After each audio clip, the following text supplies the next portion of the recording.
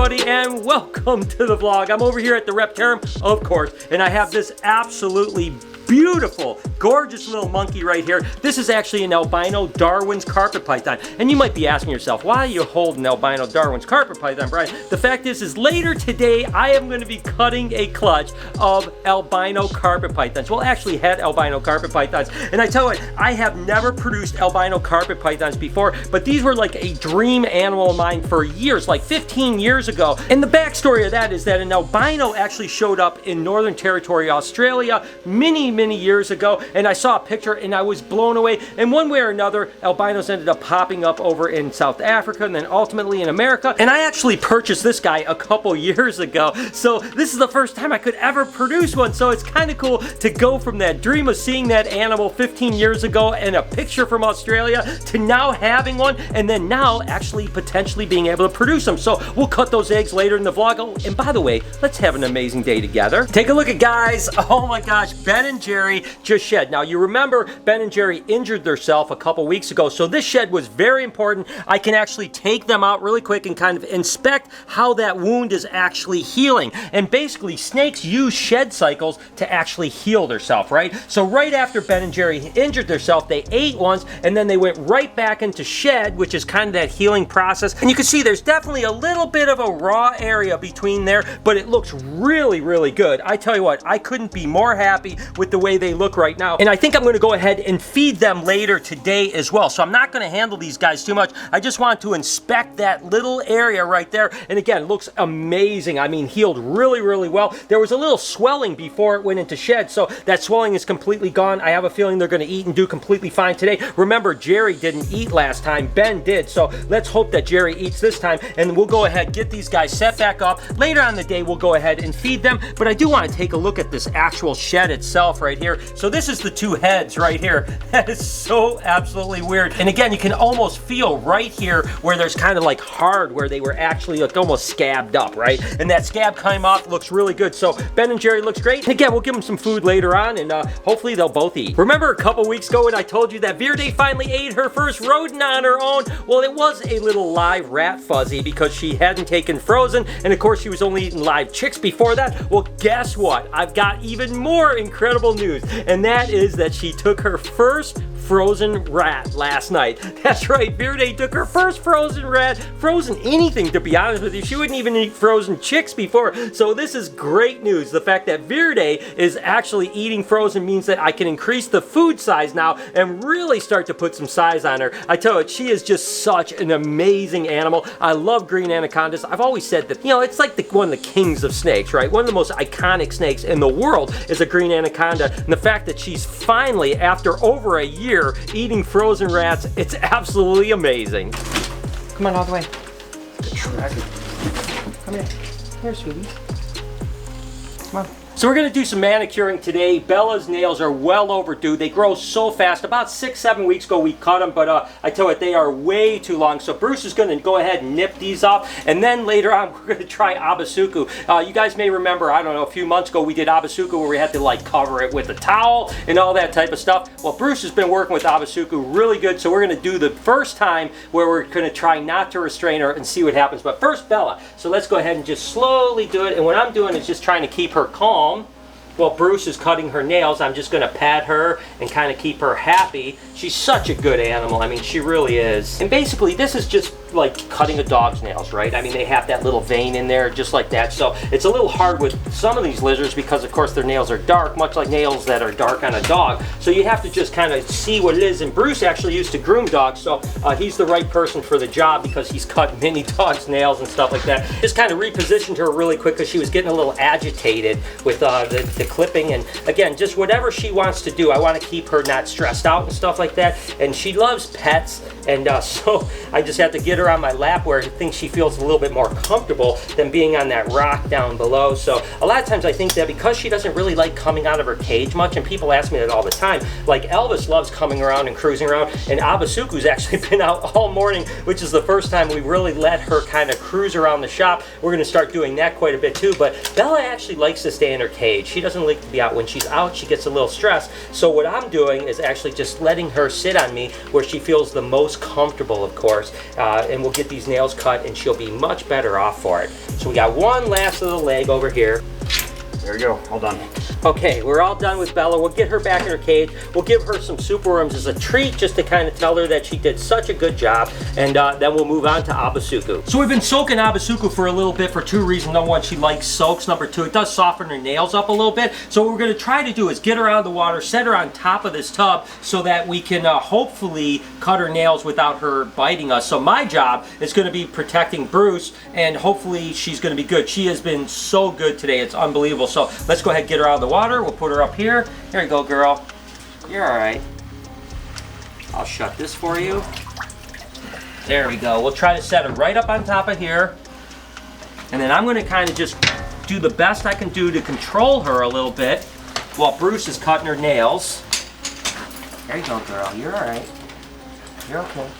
You're okay. And again, we're going to try not to restrain her at all. I'm going to keep like this so that if she comes around, I'm the one that she goes after first. See how good she is? I mean, what a difference this makes. I mean, I tell you what, Bruce has just been working with her like crazy, habituating her to people, to being out, to understanding that we're not food. So, and I tell you what, it is unbelievable the difference just in a couple months what this animal has done. I mean, again, a couple months ago, she would have tore us apart by now. And you can see she's just being absolutely wonderful. Of course, she's probably wondering, like, what are you guys doing to me right now?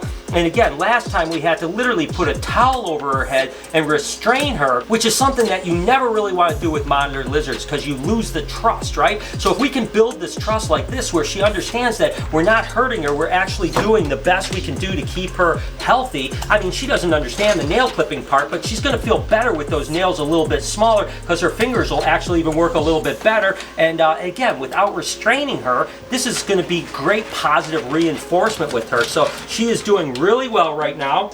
Just got a few more nails on the back side and then this last side over here, and then she's good to go. And again, like I mentioned, we're going to try to go around her to where she doesn't get too freaked out. Here we go. That's okay, Abasuku. You're doing so good, girl. So good. Again, it's almost hard for me to imagine that this animal just a couple months ago was such a beast, you know? And it tells you that if you can gain trust, positive reinforcement with animals, you can tame almost anything. I mean, this animal I thought was untamable, and it's amazing. And it all started really with target training so that she understood what food was and what food wasn't. You all done? Yeah, all done. All right, so Bruce has it all done. Abasuku was great. I think what we're going to do is just go ahead, set Abasuku on the ground, and let her run around a little bit more just as a reward to kind of being a good girl. And look at this. It is crazy. Abasuku, you are amazing, girl. That was pretty awesome. I mean, I'm even blown away about how awesome that was.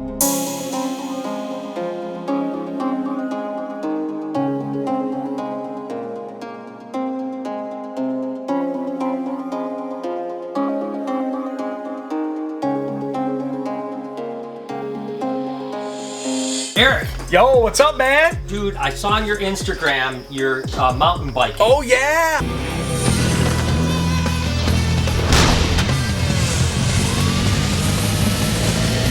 Liquid cool. Excursion.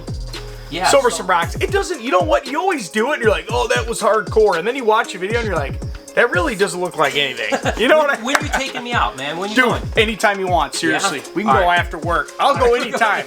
We could probably just play hooky tomorrow. And we'll just go out. Round bike instead. We actually were at Slick Rock at Moab. So unbelievable. Cool. Now Unreal. that looks crazy. I don't think you'd make it. It's like I tell you what, it's like a 12-mile trail. Yeah. And I saw so many people get like a quarter mile in and turn around. Oh, I believe it. I believe it. Those you have to have some serious bikes, the full suspensions. Oh my You gotta gosh. be crazy, man. I'm not that crazy. Yeah. I like going through the little turns through the trees, maybe down some roots. That's it. All right, good. All right, so let me know if you guys want us to vlog this. I'll wait till Noah gets back. Me, you, and Noah. Dude, please, we're going mountain biking. please. We will we'll vlog it and we'll see who reigns supreme on the trails. I have a feeling that I'm going to die. No.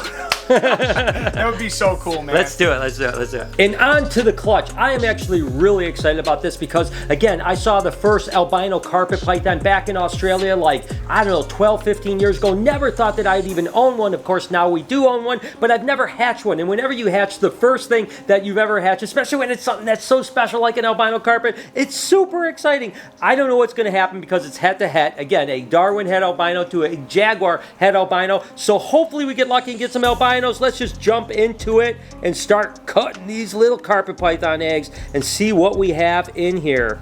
Woo!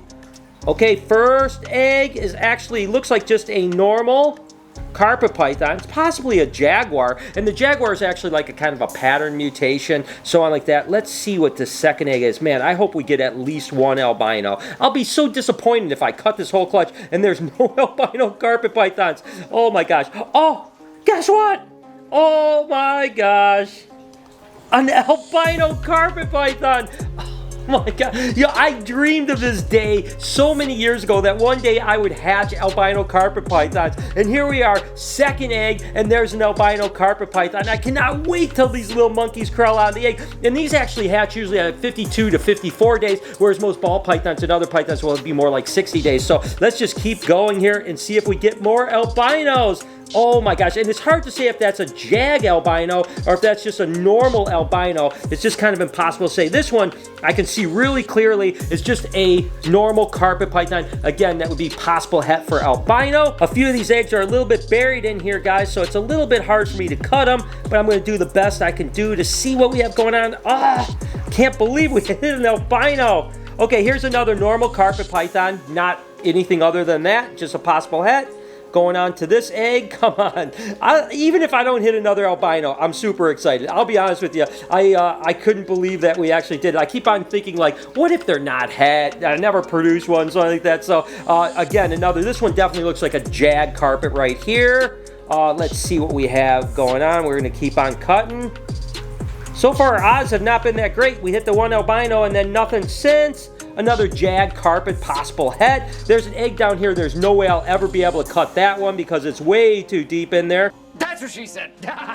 But so far, just one albino. Ah, another albino. There it is. Awesome. So we've got two albinos. And again, it's impossible to tell if they're jag albinos or normal albinos yet because, they're in the egg and the pattern. You can't really tell. So we've got two albinos so far. That is awesome. Let's keep going. We've got a handful of other eggs. And this was a really beautiful clutch of eggs. Oh, look at there. All right. That's just a normal. Looks like it's actually a jag as well. And the jag will have more striping, wider bands, and so on like that. So we'll keep going here. A couple more. I think there's 4 more eggs. Another jag carpet for sure right here. Possible het albino. 3 more eggs. Now I'm getting greedy. I just want to get one more albino. Come on, one more albino. Nope, not an albino in this one. Looks like another jag. So getting a lot of jags though, which is interesting. Gonna get this egg right over here. Oh gosh, these are so much harder to cut than a ball python egg. I gotta be honest with you here. So, okay, what do we got? Come on, one more albino, one more albino. Nope. Another, it looks like another either carpet or jag carpet, not sure. One last egg, guys. You guys know I love to end egg cutting on a high note. Please let there be an albino, please. And again, there's one egg that I wasn't able to cut that could always be an albino too.